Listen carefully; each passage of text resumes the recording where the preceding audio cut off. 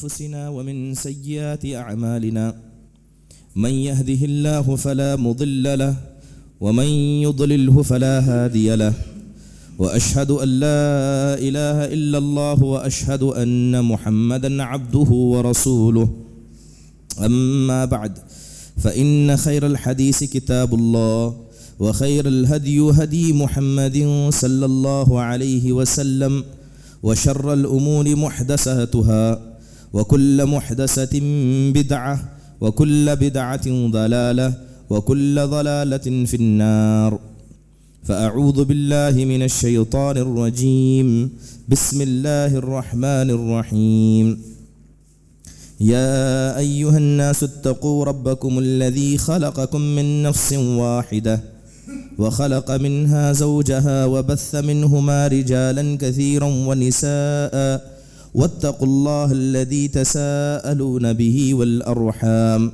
إن الله كان عليكم رقيبا يا أيها الذين آمنوا اتقوا الله حق تقاته ولا تموتن إلا وأنتم مسلمون يا أيها الذين آمنوا اتقوا الله وقولوا قولا سديدا يصلح لكم أعمالكم ويغفر لكم ذنوبكم ومن يطع الله ورسوله فقد فاز فوزا عظيما وقال الله سبحانه وتعالى وما أرسلناك إلا رحمة للعالمين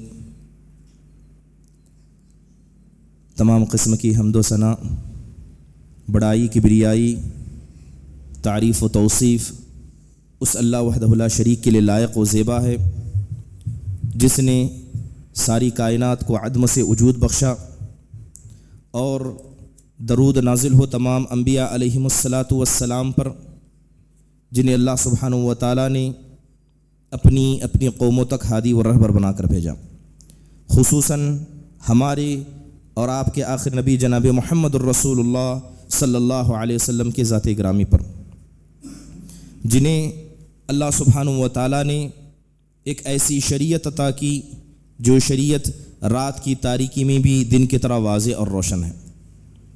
برادران اسلام، اللہ سبحانہ و تعالیٰ نے جب سے اس روئے زمین پر انسانوں کو برپا کیا، اسی دن سے انسانوں کو بتا دیا، خبر کر دی کہ کون سی چیز انہیں دنیا میں فائدہ دیتی ہے اور کون سی چیزیں انہیں نقصان پہنچاتی ہیں۔ اس کے ساتھ اللہ سبحانہ و تعالیٰ نے اس امت محمدیہ پر بہت سارے ان گنت ایسے احسانات کیے جو احسانات اس سے پہلی امتوں پر نہیں کیے گئے تھے۔ انہی عظیم احسانات میں سے خود ایک اللہ کے رسول صلی اللہ علیہ وسلم کا نبی بنا کر ہمارے لیے بھیجا جانا۔ اللہ تبارک و تعالیٰ نے اس امت کو چنا کہ ایسا نبی ان کے پاس آئے جو رحمت للعالمین ہو، جسے نبیوں کی سرداری کا موقع ملے۔ ایسا نبی ہمیں عطا کیا جس نبی نے انسانیت کا، انسانوں کو ایک ایسا پیغام دیا جو رہتی دنیا تک کے لیے مثال بن کر رہ گیا۔ یقیناً اللہ کے بہت سارے احسانات میں سے ایک بڑا احسان ہے۔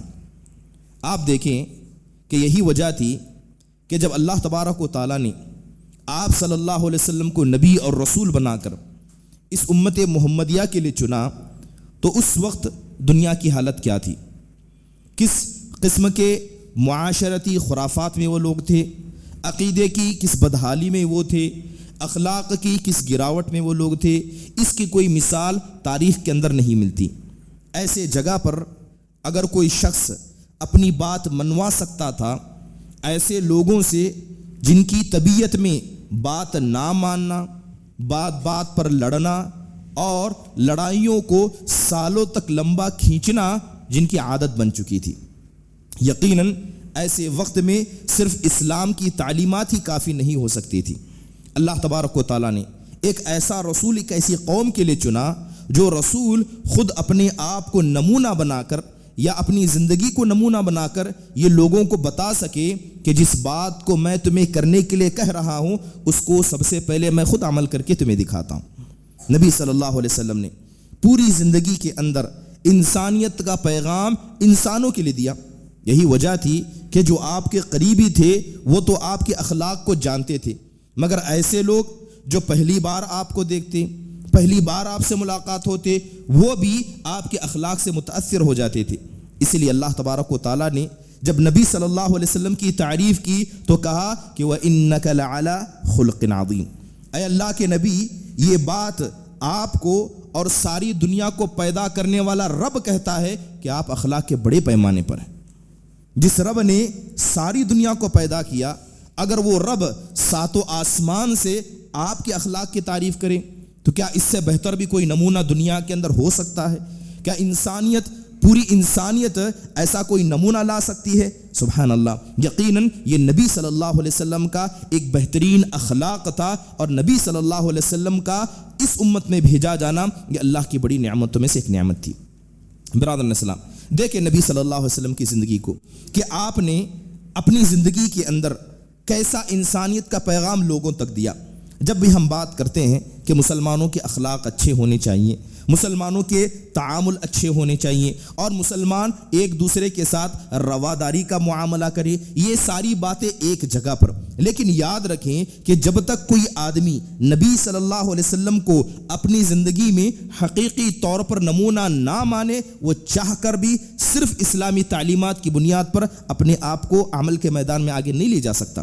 اس لیے اللہ تبارک و تعالیٰ نے صرف نبی صلی اللہ علیہ وسلم کی پیروی کرنے کا حکم دیتے کے ساتھ اللہ نے کہا کہ لَقَدْ كَانَ لَكُمْ فِي رَسُولِ اللَّهِ أُسْوَةٌ حَسَنَةٌ، نبی کا اٹھنا تمہارے لیے نمونہ ہے۔ دیکھو کہ نبی کیسے اٹھتے تھے، آپ لوگوں کے ساتھ کیسے برتاؤ کرتے تھے، آپ صلی اللہ علیہ وسلم غیر مسلموں کے ساتھ کیسا تعامل کرتے، بچوں کے ساتھ کیسا تعامل کرتے، خواتین کے ساتھ کیسا تعامل کرتے، قوم کے بڑوں کے ساتھ، قوم کے چھوٹوں کے ساتھ، مسافروں کے ساتھ۔ اللہ نے کہا کہ یہ نبی کی زندگی ہم نے تمہارے لیے نمونہ بنائی ہے، کیونکہ نبی تو انسان ہے، آئیں گے اور چلے جائیں گے، مگر نبی کا کردار ہمیشہ محفوظ رہے گا۔ آپ دیکھیں کہ اللہ تبارک و تعالیٰ نے اور ایک بڑا احسان اس امت محمدیہ پر کیسا کیا کہ نبی صلی اللہ علیہ وسلم کی ساری زندگی ہمارے پاس موجود ہے، گویا کہ نبی صلی اللہ علیہ وسلم اپنے کردار کے اعتبار سے ہمارے سامنے موجود ہیں۔ آپ کیسے ہنستے تھے، صحابہ نے اسے بتایا، صحابہ نے بتایا کہ اللہ کے نبی کی داڑھی کے بال کتنے سفید ہو گئے تھے، اللہ کے نبی بال کیسے رکھتے تھے، آپ لباس کیسا پہنتے تھے۔ حضرت عائشہ گھر میں بتاتی کہ خالی وقت میں اللہ کے نبی کیا کرتے، پریشان ہوتے تو کیا کرتے۔ اللہ کے نبی صلی اللہ علیہ وسلم کی زندگی کے ہر پہلو کو اللہ تعالیٰ نے محفوظ کیا اور لا کر رہتی دنیا تک ایک نمونہ بنا کر پیش کیا۔ اس لیے اللہ نے کہا کہ لَقَدْ كَانَ لَكُمْ فِي رَسُولِ اللَّهِ أُسْوَةٌ حَسَنَةٌ، نبی کی زندگی تمہارے لیے ایک بہترین نمونہ ہے۔ برادران اسلام، سب سے پہلے دیکھیں کہ اللہ تبارک و تعالیٰ نے جو نبی صلی اللہ علیہ وسلم کی شخصیت کے ذریعے ایک انسانیت کا پیغام انسانوں کو دیا ہے، وہ پیغام آخرکار ہے کیا؟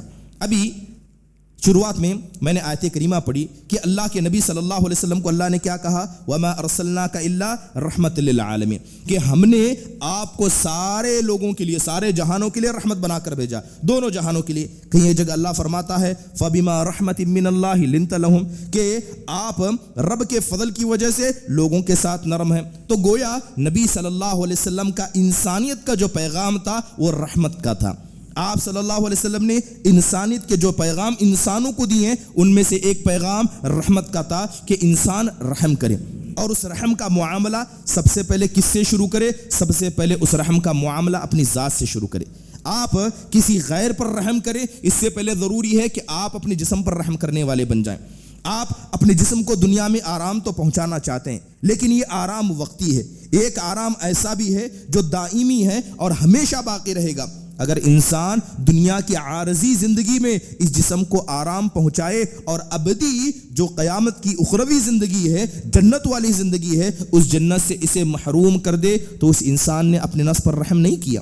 اس لیے دیکھیں جب بات نفس پر رحم کی جاتی ہے تو اللہ کے نبی صلی اللہ علیہ وسلم نے یہ پیغام دیا اور کہا کہ یہ جسم جس کے ظاہری طور پر اور وقتی مالک آپ ہیں، لیکن چاہ کر بھی آپ اگر اس جسم کو نقصان پہنچاتے ہیں، اللہ اس کا بھی سوال آپ سے کرے گا۔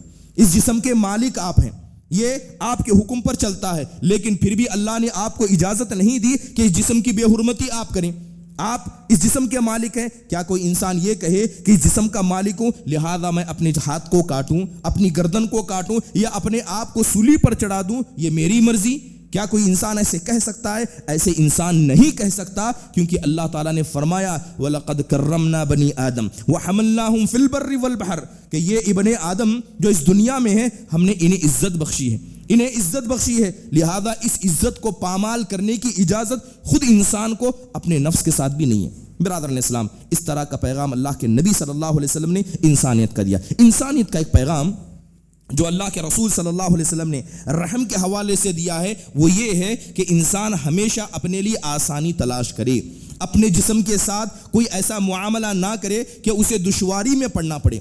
آج دنیا کا بڑا عجیب طرز حال ہے. لوگ اپنے آپ کو مضبوط ثابت کرنے کے لیے ایک راستہ مشکل ہوتا ہے, ایک راستہ آسان ہوتا ہے. اپنے آپ کو سٹڈ ثابت کرنے کے لیے ہمیشہ مشکل راستے چنتے ہیں اور سمجھتے ہیں کہ جو مشکلوں سے لڑتا ہے وہی مرد بنتا ہے. اسلام تو اس بات کی اجازت نہیں دیتا. اسلام یہ نہیں کہتا کہ اگر آپ کے سامنے آسانی کا راستہ ہے اور مشکل کا بھی راستہ ہے آپ مشکل کے راستے کو چنیں. اسلام کہتا ہے کہ یہ آپ کا جسم ہے, اس کی عزت کیجئے, اور اگر آپ کے سامنے آسانی کا راستہ ہے تو اس آسانی کے راستے کو اختیار کیجئے. اللہ کے نبی صلی اللہ علیہ وسلم نے اجازت نہیں دی کہ اللہ کی عبادت کے مسئلے میں بھی انسان اپنے جسم کو نقصان پہنچائے.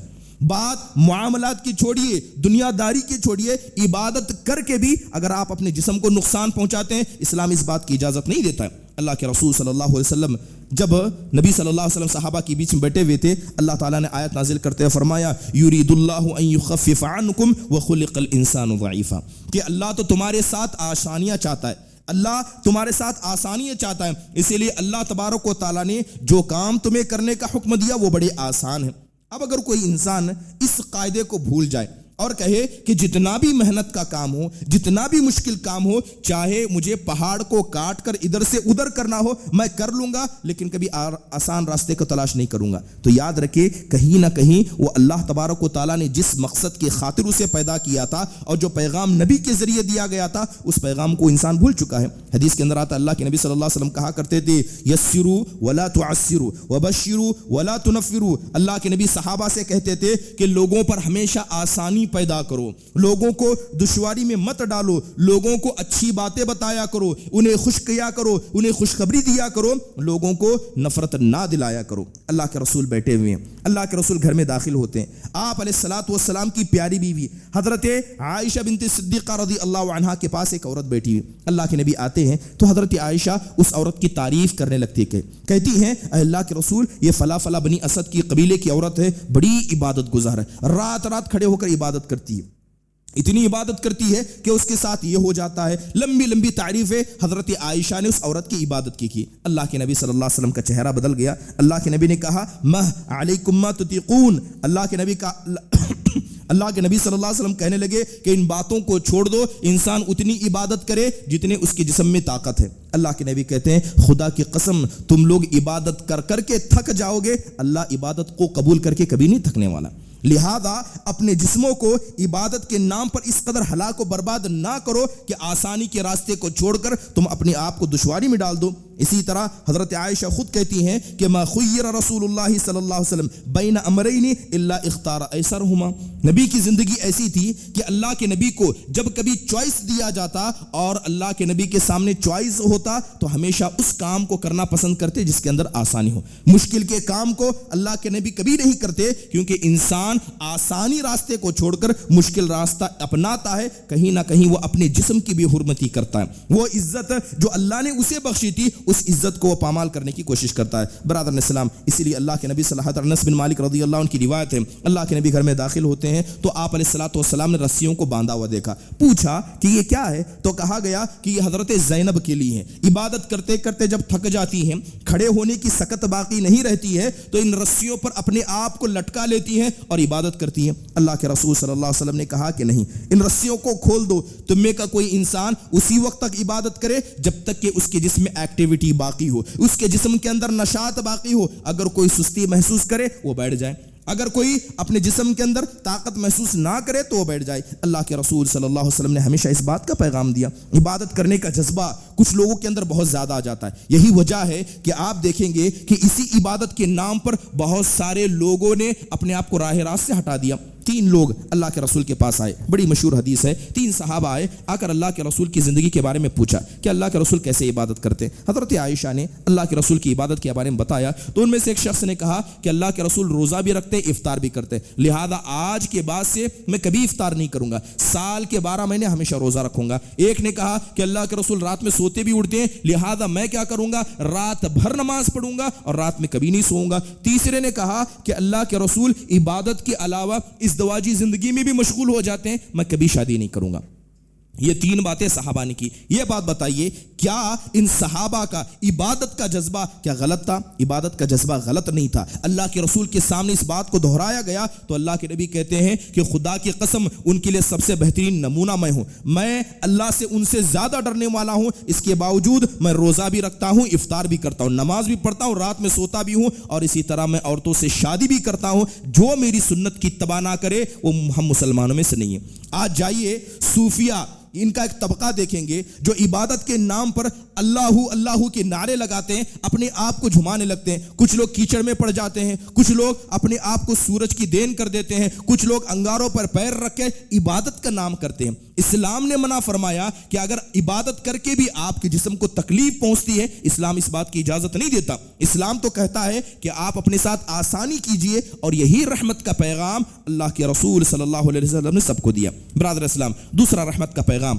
اللہ کے نبی صلی اللہ علیہ وسلم نے جو انسانیت کے ناطے سے دیا تھا وہ یہ تھا کہ تکلیف دینے سے، ایک تو اپنے جسم کو تکلیف دینے سے، دوسرا اسی تکلیف کو کسی غیر کو دینے سے بچنا چاہیے. اللہ کے نبی صلی اللہ علیہ وسلم کے سامنے ایک شخص آیا، آ کر کہا کہ میں نے نظر مانی تھی کہ میں سورج میں کھڑا رہوں گا. ایک شخص نے آ کر کہا میں نے نظر مانی تھی کہ میں بیت المقدس کو پیدل جا کر عمرہ یا حج کروں گا، عمرہ کروں گا. اللہ کے نبی نے منع فرمایا کہ ایسے کام کرنے کی ضرورت نہیں ہے، ان نظروں کو توڑ دو، ان کے کفاروں کو ادا کر دو. اللہ کے نبی منع فرماتے تھے کہ کوئی عبادت کا بہانہ کر کے بھی اپنے جسم کو تکلیف پہنچائے. اس کے علاوہ دوسروں کو تکلیف پہنچانا، یاد رکھیں کہ یہ کرامت ہے، یہ عزت ہے کہ جس طرح آپ کو بنی آدم ہونے کے ناطے اللہ نے عزت بخشی ہے، اسی طرح ہر انسان کو اللہ نے عزت بخشی ہے. لہذا آپ تصور کریں کہ جب آپ اپنے جسم کو تکلیف نہیں پہنچا سکتے تو اسلام کیسے اجازت دے کہ آپ کسی دوسرے کے جسم کو تکلیف پہنچائیں؟ اسلام اس بات کو حرام قرار دیتا ہے. قرآن میں اللہ کہتا ہے کہ والذین یؤذون المؤمنین والمؤمنات بغیر ما اکتسبوا فقد احتملوا بہتانا واثما عظیما، کہ جو لوگ بغیر کسی جرم کے مومن مردوں کو یا مومن خواتین کو تکلیف پہنچاتے ہیں، ان لوگوں نے اس روئے زمین کے اندر ایک بہت بڑا گناہ کمایا اور ایک بڑے بہتان کو لے کر آئے. اسی لیے دیکھیں اللہ کے رسول نے منع فرمایا کہ کسی قسم کا بہانہ کر کے بھی کوئی کسی کو تکلیف نہیں پہنچا سکتا. اللہ کے رسول صلی اللہ علیہ وسلم دیکھیں اب لوگ تکلیف کئی طریقے سے پہنچاتے ہیں. ایک تکلیف یا تو انسان فزیکلی پہنچاتا ہے جسے جسمانی کہا جاتا ہے، یا تو ایک تکلیف انسان معنوی اعتبار سے پہنچاتا ہے کسی کی زبان کے ذریعے یا اپنے کردار کے ذریعے. جہاں تک جسمانی تکلیف کی بات ہے، اللہ کے نبی نے فرمایا المسلم من سلم المسلمون من لسانہ ویدہ، اگر کوئی آدمی سچ میں اپنے آپ کو مسلمان سمجھتا ہے تو اس کے ہاتھ سے، اس کے زبان سے دوسرا مسلمان اگر محفوظ ہے تو وہ مسلمان ہے، اگر محفوظ نہیں ہے تو اس کے اندر اسلام کی تعلیمات یا مکمل مسلمان نہیں ہے. اس لیے اللہ تبارک و تعالیٰ نے کہا ان دماءکم واموالکم واعراضکم حرام کحرمت یومکم ھذا. اللہ کے نبی نے کہا تھا تمہارا خون، تمہاری عزتیں اور اسی طرح کیا ہے تمہارا مال آپس میں ایک دوسرے پر حرام ہے. اللہ کے نبی نے حرام فرمایا. اس کی ایک چھوٹی مثال دیکھیے، اسلام نے تکلیف دینے سے منع فرمایا. حدیث کے اندر آتا ہے کہ اللہ کے رسول صلی اللہ علیہ وسلم فرماتے ہیں کہ اذا مر احدکم بمساجدنا او باسواقنا ومعه نبل فليمسك على نصلها كي لا يصيب باحد من المسلمين من شيء. اللہ کے رسول صلی اللہ علیہ وسلم کی تعلیمات دیکھیں کہ تکلیف پہنچانے کا ذریعہ بھی نہ بنے اور تکلیف پہنچانے کی کوئی ریزن بھی آپ کسی کو نہ دیں. اللہ کے رسول کہتے ہیں کہ اگر تم میں کا کوئی انسان ہم مسلمانوں کی مسجد کے پاس سے گزرے، تم میں کا کوئی مسلمان ہم مسلمانوں کے بازار میں سے گزرے، اس کے ساتھ ہتھیار ہو تو اس کو چاہیے کہ جو ہتھیار کا نوکیلا حصہ ہوتا ہے اسے اپنے ہاتھ سے پکڑ لے، کہیں غلطی سے کسی کو لگ نہ جائے اور کسی کو تکلیف نہ پہنچ جائے. سبحان اللہ.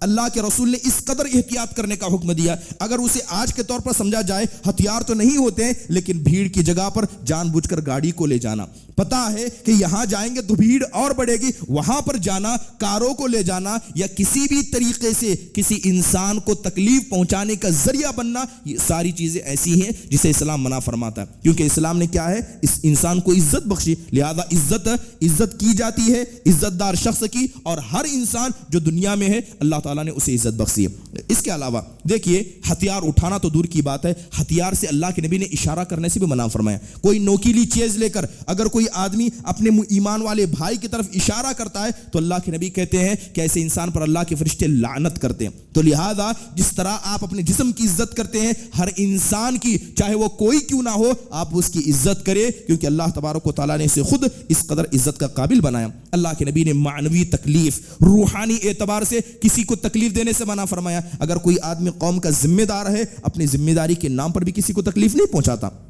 اللہ کے نبی فرماتے ہیں کہ اذا صلی احدکم فلیخفف، اللہ کے نبی فرماتے ہیں ان لوگوں سے جو لوگوں کی امامت کرتے ہیں، نماز کا کام کرتے ہیں، کہ تم میں کا کوئی آدمی جب نماز پڑھائے تو کیا کرے، نماز کو ہلکی کر دے، نماز کو ہلکی کر دے۔ کیوں ایسا نہ ہو کہ مصلیوں میں ایک عورت بھی ہو سکتی ہے، ایک بچہ بھی ہو سکتا ہے، کمزور بھی ہو سکتا ہے اور حاجت مند بھی ہو سکتا ہے، ان سب کا خیال کرنا ہے تو نمازوں کو ہلکا پڑھانا ہے۔ اللہ کے نبی کے بارے میں آتا ہے جب آپ نماز پڑھاتے کسی عورت کے بچے کی رونی کی آواز آ جاتی اللہ کے نبی فوراً نماز کو ہلکا کر دے۔ ابن حجر کہتے ہیں کہ صحابہ سمجھ جاتے کہ اللہ کے نبی نے فوراً اور جان بوجھ کر کیا ہے۔ ایسا نہیں ہے کہ آپ صلی اللہ علیہ وسلم پہلے ہی ارادہ کرتے، کسی بچے کی رونے کی آواز سن لیتے اللہ کے نبی قرآت کو بسا اوقات روک دیتے، یا صحابہ سمجھ جاتے کہ اللہ کے نبی نے نماز کو جان بوجھ کر ہلکا کیا۔ اللہ کے نبی صلی اللہ علیہ وسلم نے اس قدر رحمت کا پیغام دیا اپنے کردار کے ذریعے۔ حضرت معاذ بن جبل کا معاملہ لایا گیا، ایک شخص نے آ کر شکایت کی کہ یہ آپ کے امام جو ہیں ہمیں بڑی لمبی نمازیں پڑھاتے ہیں۔ اللہ کے نبی نے انہیں ڈانٹا اور کہا کہ افتان انت یا معاذ، اے معاذ کیا تم لوگوں میں فتنہ ڈالنا چاہتے ہو؟ عبادت کا نام لے کر، نماز کو اور مصلیوں کا نام لے کر اللہ کے نبی نے سختی سے منع فرمایا۔ برادران اسلام، یہی وجہ تھی کہ اللہ کے نبی نے جس طرح صحابہ کو جسمانی تکلیف پہنچانے سے اپنے آپ کو بچایا تھا، اسی طرح اللہ کے نبی اپنے الفاظ کا استعمال بھی سوچ کر کرتے۔ اللہ کے نبی یہ کبھی نہیں چاہتے کہ آپ کے کسی لفظ کی وجہ سے کسی کا دل ٹوٹ جائے، اور لوگوں کے ساتھ جب لوگوں کی شکایتیں آتی تو اللہ کے نبی ہمیشہ دیکھتے کہ اصل میں غلطی کس کی ہے، اس کے اعتبار سے معاملہ کرتے۔ چلیے ایک حدیث بتاتا ہوں، آپ خود سوچیں کہ اللہ کے نبی صلی اللہ علیہ وسلم کس طرح صحابہ اکرام کے دلوں کو اور ان کے عذر کو سمجھا کرتے ہیں۔ ایک صحابی حضرت عباد بن شرحبیل رضی اللہ عنہ ہجرت کر کے آئے، ہجرت کر کے مکہ والوں نے ستایا تھا، کسی طرح بھاگتے وہاں سے مدینہ میں داخل ہوئے، ساتھ میں سواری نہیں تھی، یا اسی طرح جو سامان مدینہ سے مکہ سے لے کر وہ نکلے تھے سارا سامان ختم ہو چکا تھا۔ جب مدینہ میں داخل ہوتے ہیں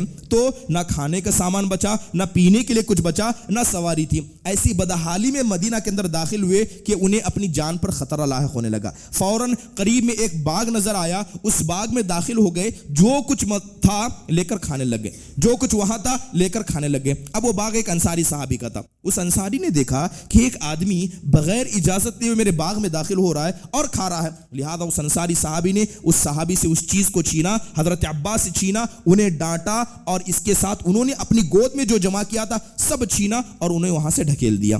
اب ظاہری طور پر تو لگتا ہے کہ اس انصاری صحابی کی کوئی غلطی نہیں تھی۔ اب حضرت عباد سیدھے اللہ کے رسول صلی اللہ علیہ وسلم کی مجلس میں آئے، اللہ کے رسول کے سامنے آ کر شکایت کرتے ہوئے کہنے لگے کہ اس انصاری نے میرے ساتھ ایسا کیا۔ اب بتائیے کہ فیصلہ کیا ہونا چاہیے، کس نے کس کے ساتھ ظلم کیا، کس نے کس کے ساتھ کیا معاملہ کیا؟ اللہ کے رسول کی رحمت یہ تھی کہ آپ لوگوں کو سمجھتے تھے کہ غلطی حقیقت میں کس سے ہوئی ہے۔ اللہ کے نبی نے اس انصاری صحابی کو بلایا اور کہا کہ اما علمتہ اذا کان جاہلا ولا اطعمتہ اذا کان جائعا۔ اللہ کے رسول نے کہا کہ یہ تو ایک نادان شخص تھا، اسے پتہ نہیں تھا کہ کسی کی زمین میں بغیر اجازت کے داخل نہیں ہوا جاتا ہے۔ کیا تم نے انہیں سمجھایا؟ کیا تم نے انہیں بتایا کہ آپ بغیر اجازت کے میرے گھر میں داخل ہو رہے ہیں؟ یہ بھوکے تھے، انہیں تم دیکھ رہے تھے کہ جو نصیب ہوتا کھا رہے تھے، کیا تم نے انہیں کھانا کھلایا؟ نہ تم نے انہیں سکھایا، نہ تم نے انہیں کھلایا، اس کے اوپر زیادتی یہ کی کہ انہیں تم نے ڈانٹا اور انہیں اپنے باغ سے نکالا۔ اللہ کے نبی نے اسی انصاری صحابی کو ڈانٹا۔ سبحان اللہ، یہ نبی صلی اللہ علیہ وسلم کی رحمت تھی کہ آپ لوگوں کو جانتے، ان کی کیفیتوں کو سمجھتے۔ ظاہری طور پر ہو سکتا ہے کچھ اور ہو، لیکن اللہ کے نبی صلی اللہ علیہ وسلم ہمیشہ فیصلے اسی طرح کیا کرتے ہیں۔ یہی وجہ تھی کہ اللہ کے نبی صلی اللہ علیہ وسلم کبھی کوئی ایسا کام نہیں کرتے تھے جس کے کرنے کی وجہ سے ہو سکتا ہے کہ لوگوں کے اندر فتنہ ہو جائے، اگر چاہے وہ کام اچھا ہی کیوں نہیں ہوتا، کیونکہ اللہ کے نبی صلی اللہ علیہ وسلم کبھی ایسے کاموں سے ہمیشہ بچا کرتے۔ اللہ کے نبی حضرت عائشہ کے پاس بیٹھے ہوئے، اللہ کے نبی اپنی دل کی خواہش کا اظہار کرتے ہوئے کہتے ہیں، اے عائشہ لولا قومک حدیث بالکعبہ لنقضت الکعبہ وجعلت لها بابین۔ اللہ کے نبی حضرت عائشہ سے کہتے ہیں اے عائشہ یہ تمہاری قوم والے نئے نئے مسلمان ہیں، اگر یہ نئے نئے مسلمان نہ ہوتے تو پتہ ہے میں کیا کرتا، میں کعبہ کو توڑ دیتا، میں کعبہ کو توڑ کر اس کے بیچ سے دروازہ بناتا تاکہ کوئی بھی انسان جب کعبۃ اللہ کے لیے طواف کے لیے آتا تو کعبہ کے اس دروازے سے داخل ہوتا، اس دروازے سے نکل جاتا۔ اللہ کے رسول کا انتقال ہوا، اللہ کے رسول نے کبھی اس کام کو انجام نہیں دیا، کبھی نہیں کیا۔ وجہ کیا ہے؟ وجہ اللہ کے نبی نے حدیث میں خود بتائی کہ یہ قوم والے نئے نئے مسلمان ہیں، کہیں لوگ یہ نہ سمجھنے لگ جائیں کہ اللہ کے نبی بادشاہ بن گئے، اللہ کے نبی سردار بن گئے، اللہ کے نبی اب من مرضی کرنے شروع لگ گئے، اللہ کے نبی صلی اللہ علیہ وسلم کعبۃ اللہ کی بے حرمتی کرنے لگے۔ صرف اس خوف سے، صرف اس سوچ سے اللہ کے نبی نے کبھی اس کام کو نہیں کیا، نہ اس کام کو حضرت ابوبکر نے کیا، نہ عمر رضی اللہ عنہ نے کیا۔ اللہ کے نبی کی خواہش تھی۔ تو آپ سمجھ سکتے ہیں کہ لوگوں کے سینٹیمنٹ کے ساتھ، ان کی فیلنگ کے ساتھ اسلام کس طرح کا معاملہ کرتا ہے۔ یہ معاملہ اسلام بتاتا ہے، یہ دین اسلام انسانیت کا پیغام دیتا ہے، رحمت کا پیغام دیتا ہے، اور اس طرح کی کئی مثالیں آپ کو احادیث کے اندر مل جائیں گی۔ نبی صلی اللہ علیہ وسلم اس قدر خوش مزاج تھے، اس قدر خوش مزاج تھے کہ لوگوں کی خوشی میں خوشی ہوتے تھے، اور یہ انسان کی رحمت کی علامت ہے کہ سامنے والے کو کوئی خوشی مل جائے تو آپ کے دل میں خوشی ہونی چاہیے، کیونکہ ایک مومن دوسرے مومن کا بھائی ہے۔ اگر سامنے والا کسی اللہ کی رحمت کو پا لیتا ہے، آپ کے دل میں اس کے لیے خوشی محسوس نہیں ہوتی ہے، تو آپ کا ایمان کمزور ہے۔ اللہ کے نبی صلی اللہ علیہ وسلم نے بہت سارے صحابہ کو اجازت دی تھی، بغیر جانچے جس نے بھی تبوک کے موقع پر اللہ کے نبی سے جنگ میں نہ جانے کے لیے اعتذار کیا، اللہ کے نبی نے سب کے عذر کو قبول کیا، یہاں تک کہ 3 صحابہ رضی اللہ عنہ انہوں نے بھی بہانہ کیا اور اللہ کے نبی نے ان کے بہانے کو مان لیا۔ اللہ تبارک و تعالیٰ نے آسمان سے آیت نازل کرتے ہوئے کہا کہ یہ لوگ جان بوجھ کر نہیں نکلے تھے، اللہ کے نبی نے ان کا بائیکاٹ کر دیا۔ کون تھے؟ حضرت مرارہ بن نبی، کعب بن مالک اور ہلال بن امیہ رضوان اللہ علیہ مجمعین، یہ 3 صحابہ تھے۔ اللہ کے نبی نے بائیکاٹ کر دیا، لمبا وقت ہو گیا، سارے معاشرے سے کٹ کرتے۔ اس کے بعد اللہ کے نبی صلی اللہ علیہ وسلم پر وحی نازل کی گئی، اور اللہ نے کہا کہ یہ 3 لوگ جو غزوے میں پیچھے ہو گئے تھے، اللہ نے ان کی توبہ کو قبول کر لیا، اللہ نے ان کی توبہ کو قبول کر لیا۔